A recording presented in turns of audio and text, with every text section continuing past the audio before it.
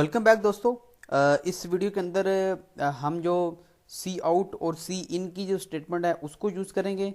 तो सबसे पहले हमने जो पिछले प्रोग्राम के अंदर जो वेरिएबल्स डिफाइन किए थे इनको डिस्प्ले करवा लेते हैं। तो डिस्प्ले करवाने के लिए मैंने आपको बताया था कि सी आउट की हम एक यानी की वर्ड है सी आउट, उसको हम यूज़ करते हैं। सी आउट के बाद आपने एक ऑपरेटर है जिसका नाम है स्टीम इंसर्शन ऑपरेटर है ये, यानी ये आपके पास दो जो हमारे पास लेस देन के जो साइन है इकट्ठे आपने डालने हैं, इसको स्टीम इंसर्शन ऑपरेटर बोलते हैं।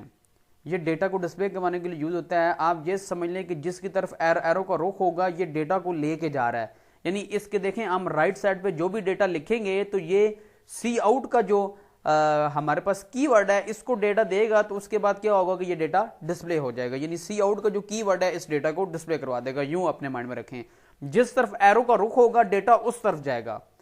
तो यहां पे हम देखें, अगर हमने सिंपल कोई वैल्यू प्रिंट करवानी है, जैसे मैं लिखता हूं फर्स्ट प्रोग्राम, और उसके बाद आपको मैंने बताया था कि सेमीकोलन से आपने इसे एंड करना है। हम कंट्रोल एस करते हैं, यहाँ से मैं इसको कंपाइल प्लस रन करता हूँ। तो ये देखिएगा अभी मेरे पास अवास्ट जो है वो, जब भी अगर आपके पास अवास्ट एंटीवायरस इंस्टॉल है तो वो इसके साथ काफ़ी ज़्यादा मस्ती करेगा। तो आप एक काम करें कि अपने जो अवास्ट आपका एंटीवायरस है इसको आप बंद कर दें कुछ टाइम के लिए। तो ये आप देख सकते हैं कि हमारे पास फर्स्ट प्रोग्राम हमारी स्क्रीन पे लिखा हुआ आ चुका है, जो कि एज हमने एक स्ट्रिंग प्रिंट करवाई है। तो इसी तरह आप डबल कोट्स में याद रखिएगा, अगर आप कोई स्टेटमेंट प्रिंट करवाना चाह रहे हैं और आपने डबल कोट्स में उसको लिखा है, इसमें अगर आप किसी वेरिएबल का नेम भी लिखेंगे तो वो वेरिएबल डिस्प्ले नहीं होने वाला। वेरिएबल जब भी आपने डिस्प्ले करवाना है उसको आपने सिंगल कोट्स के बगैर लिखना है। अगर आप सिंगल कोट्स में किसी वेरिएबल का नेम लिखेंगे तो यानी सॉरी डबल कोट्स की मैं बात कर रहा हूं। डबल कोट्स के अंदर आप अगर यानी कोई भी चीज अगर आपने डिस्प्ले करवानी है वो लिखेंगे तो वो एज इट इज वहां पे प्रिंट हो जाएगी। यहां पे अगर मैं देखें, अगर प्रोग्राम के आगे मैं लिख देता हूं, हालांकि वेरिएबल हमारे पास देखें एक इंटीजर टाइप का एक नंबर है, नंबर एक वेरिएबल है इंटीजर टाइप का। मैं यहां पे अगर नंबर लिखता हूं तो नंबर की वैल्यू प्रिंट नहीं होने वाली, जस्ट नंबर ही प्रिंट हो जाएगा। जो चीजें इन डबल कोट्स के अंदर होगी वो एज इट इज वैसे ही प्रिंट हो जाएंगी। ये आप देख सकते हैं, ये देखें। तो ये चीज आपने अपने माइंड में रखनी है कि वेरिएबल्स को आपने ये जो डबल कोट्स आपके हैं इसके बगैर आपने इंटर करना है। तो हम क्या करते हैं कि सबसे पहले तो हम नंबर को डिस्प्ले करवाते हैं और सेमीकोलन आप यहाँ पे सी आउट कर सकते हैं।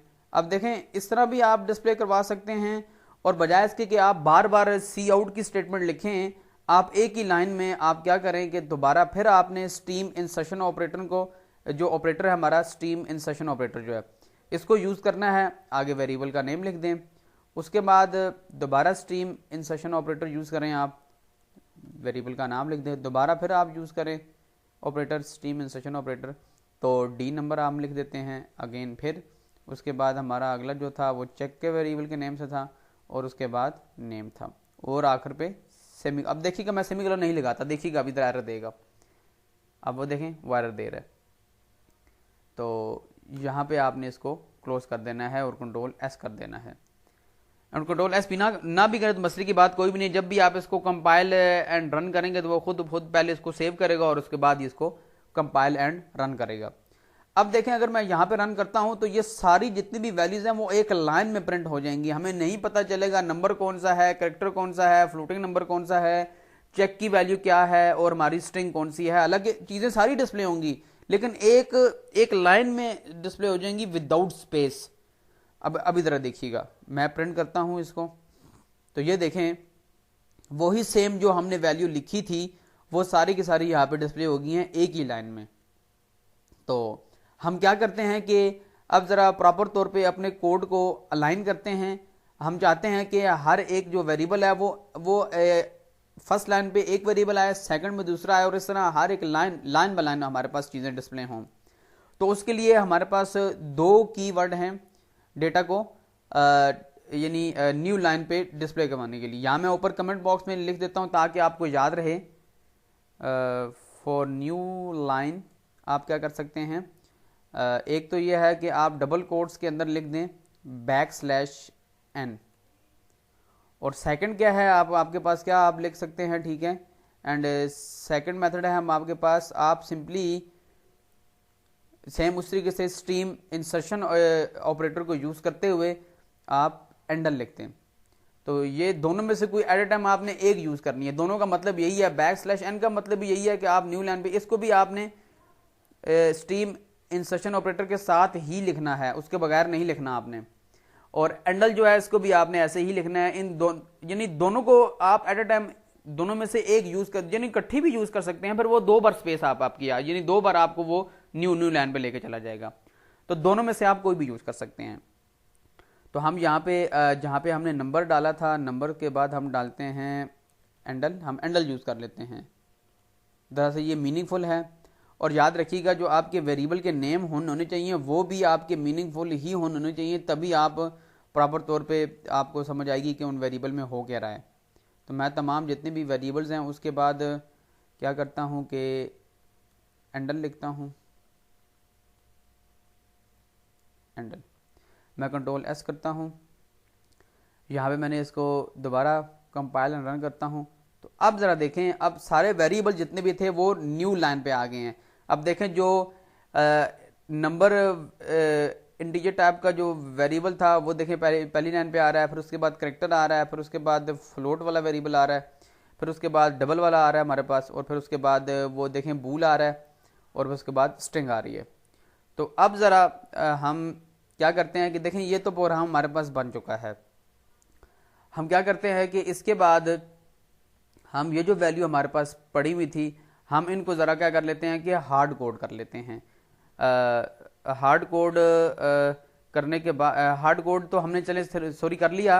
हार्ड कोड करने के बाद अब हम क्या करते हैं कि इनको इंडिपेंडेंट करते हैं। सॉरी मैं हार्ड कोड बोल गया था। हार्ड कोड हम अभी कर चुके हैं।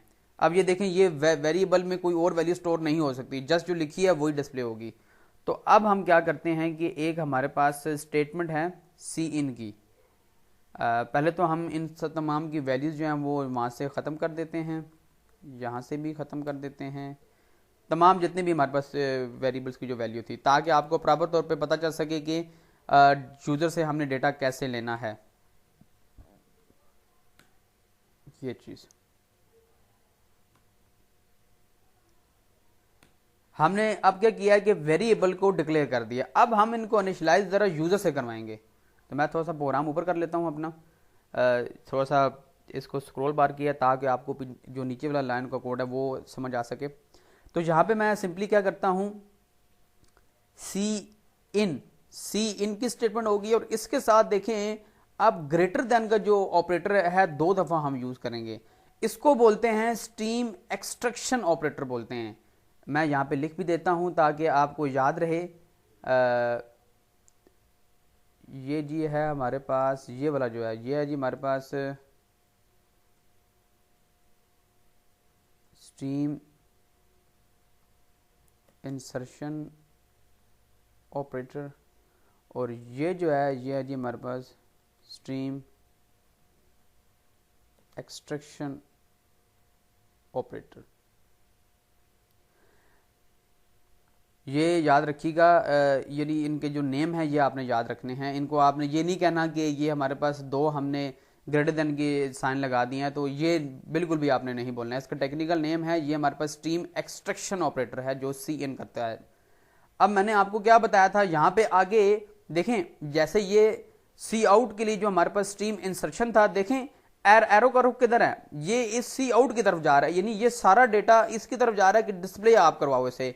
लेकिन अब इन का मतलब क्या है कि यहां से हम आगे वेरिएबल का नेम डिफाइन करेंगे कि किस वेरिएबल में हमने डेटा डालना है। तो देखें एरो का निशान जा रहा है कि आपने यहां से याद रखें ना कि जिस तरफ एरो का रुख होगा डेटा उस तरफ जाएगा। तो अब देखें डेटा इस तरफ आ रहा है तो हम यहाँ पे वेरिएबल का नेम लिख देंगे। लेकिन ये देखें कोई मीनिंगफुल नहीं है। हम जैसे ही यहाँ पे यानी कुछ भी कहे, यानी जैसे ही कंपाइल एंड रन पे क्लिक करेंगे तो जस्ट हमारे पास कर्सर ब्लिंक करना शुरू हो जाएगा। अब हमें नहीं पता कि यानी प्रोग्राम हमसे हमारी वैल्यू मान रहा है, यानी मांग रहा है हमसे। तो हम क्या करते हैं कि यहाँ पे प्रॉपर इसको सही प्रॉपर वे में बनाने के लिए, जरा मीनिंगफुल बनाने के लिए अपने कोड को, तो हम क्या करते हैं कि सी आउट जरा एक मैसेज डिस्प्ले करवा देते हैं, इंटर इंटीजर वैल्यू, यहाँ पे सेमीकोलन। अब हम लगाते हैं सी इन, और सी इन के बाद हम डाल देते हैं नंबर। अब देखें जो भी वो पहले ये मैसेज डिस्प्ले होगा और नीचे अब प्रोग्राम उससे वैल्यू की डिमांड कर रहा होगा कि यूजर कोई ना कोई इंटीजर वैल्यू इंटर करे। उसके बाद हम क्या करते हैं सी आउट इंटर एनी करेक्टर। उसके बाद हम सी इन करते हैं यहाँ पे करेक्टर वाला सी जो था हमारे पास। उसके बाद हम सी आउट करते हैं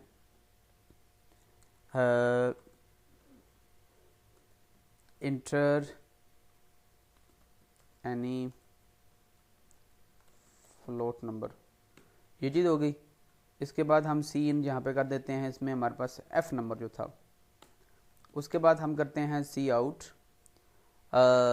हमारे पास है जी इंटर एनी डबल नंबर, ये हो गया। अब यहाँ पे हम सी इन कर देते हैं डी नंबर, ये हो गया। उसके बाद हमारे पास बूल आ गया, बूल के भी हम कर लेते हैं सी आउट इंटर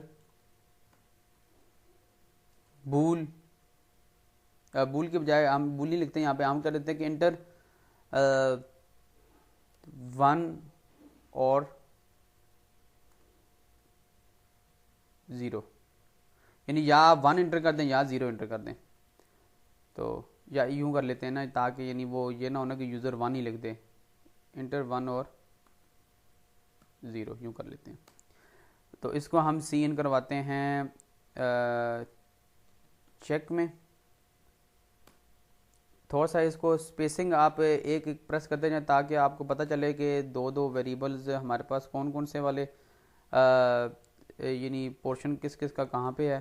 तो इस तरह आप इंटर प्रेस कर लें ताकि पता चले कि ये वाला अलग है, ये अलग है और ये अलग है। चेक का भी हमने कर लिया। एक हमारे पास अब रह गया नेम का, तो सी आउट कर लेते हैं।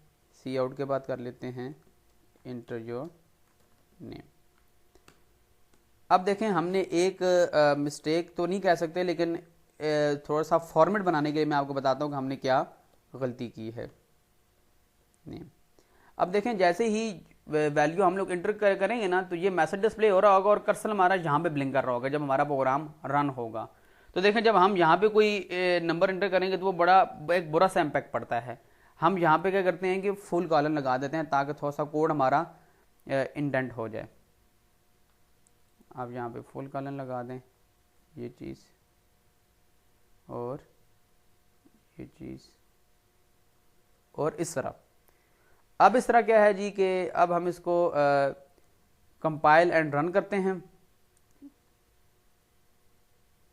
अब देखें सेम वैसे ही ये कह रहा है। अब जब देखिएगा जैसे हमने वहां लिखा था, अब क्या कह रहा है कि इंटर इंटीजर वैल्यू, मैं यहाँ लिख देता हूँ 12, इंटर किया। अब देखें नेक्स्ट वो क्या कह रहा है कि इंटर एनी करेक्टर, मैं यहाँ पे लिख देता हूँ ए। फिर हम इंटर करते हैं, वो कहता है जी कि इंटर एनी फ्लोट नंबर, तो मैं 12.5 कर देता हूँ या 4 कर देता हूँ चलें।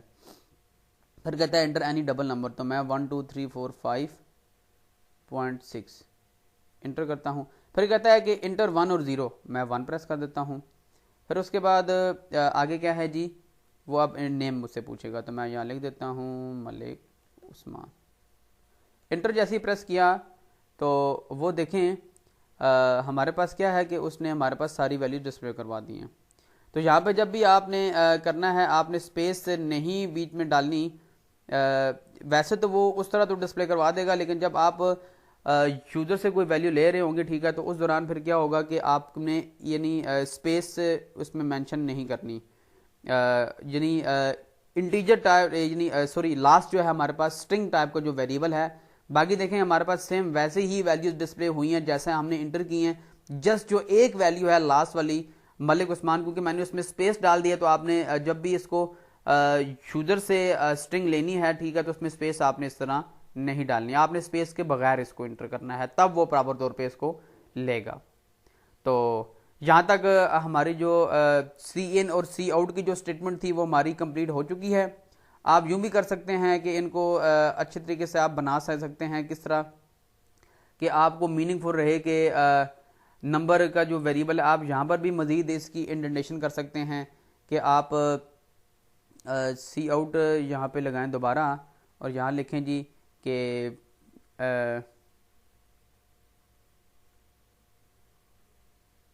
इंटीजर वेरिएबल दिस है हमारे पास, दिस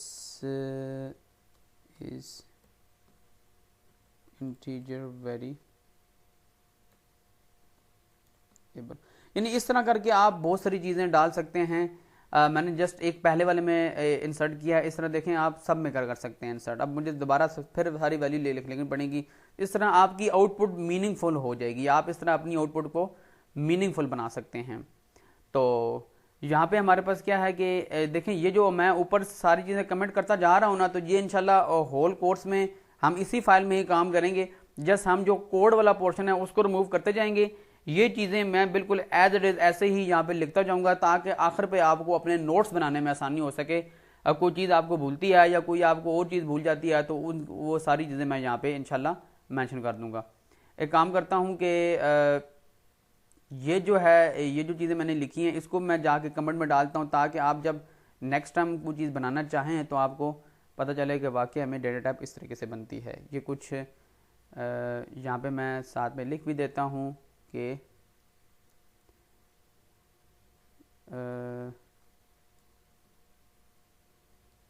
वेरिएबल्स, यानी नीचे सारे हमारे पास वेरिएबल्स हैं, ताकि आपको याद रहे कि ये हमारे पास वेरिएबल्स हैं। तो यहाँ तक हमारी ये वीडियो कंप्लीट होती है, जिसमें हमने अपने प्रोग्राम को इंडिपेंडेंट बना लिया है। और उसके बाद हम अगली वीडियो स्टार्ट करते हैं। अगली वीडियो के अंदर मैं इंशाल्लाह आपको आस्की जो टेबल है उससे रिलेटेड बताऊंगा कि आस्की वैल्यूज़ को हम कैसे यूज़ करते हैं। तो याद रखिएगा, जो आस्की वैल्यूज़ हैं वो करेक्टर से एसोसिएटेड होती हैं, हम करेक्टर में उनको यूज़ कर सकते हैं। बाकी जितनी भी हमारे पास डेटा टाइप्स हैं उनमें करेक्टर का कंसर्न नहीं होता, तो हम करेक्टर में ही उनको यूज़ करेंगे। बहुत सारी चीज़ें होंगी हमारी, क्योंकि करेक्टर वैसे तो अभी तो देखें आपको ये कुछ मीनिंगफुल नहीं लग रहा होगा, लेकिन सबसे ज़्यादा यूज़ होने वाली जो डेटा टाइप है तमाम प्रोग्रामिंग लैंग्वेज में वो करेक्टर ही है। इसी के अगेंस्ट बहुत सारी कंडीशंस हम डिफाइन करते हैं। तो मिलते हैं अपनी नेक्स्ट वीडियो में, जिसमें मैं आपको आस्की टेबल के बारे में बताऊंगा।